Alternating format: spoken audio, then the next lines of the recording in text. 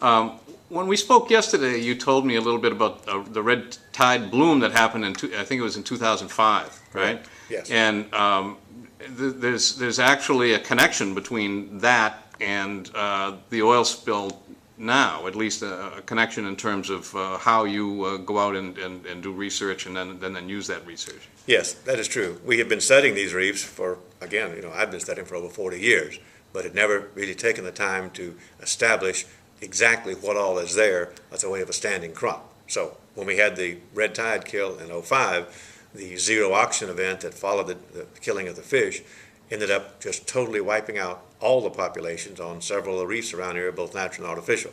So I and a group of my students then began studying it after the kill to try and document the recovery of the reefs. But it was hard to say exactly when the reef had recovered because they didn't know exactly what was there beforehand.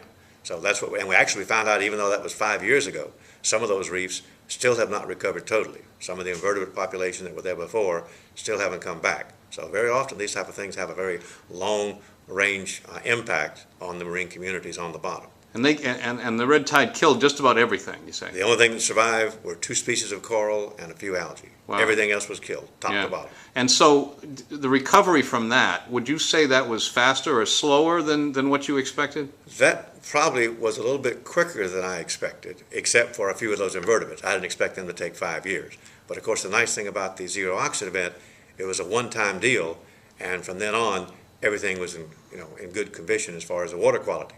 With an oil spill, you don't have that. With an oil spill, then you're often going to leave residues on the bottom that can have a much longer lasting impact than something like a zero oxygen kill. So it could be much worse. And when you say zero oxygen kill, maybe you can talk about that a little bit. You're talking about the sea life maybe dying, going to the bottom, and then the decomposition process uses up the oxygen. Correct. When the fish were killed, and that's one thing that the reefs do is attract lots of fish, when all those fish were killed, they sank to the bottom and decomposed.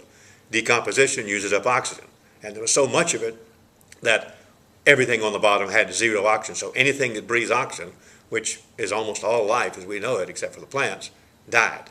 A couple of species of coral survived because they were kind of unique in that they have algae living inside their tissues, but all the rest of them were killed.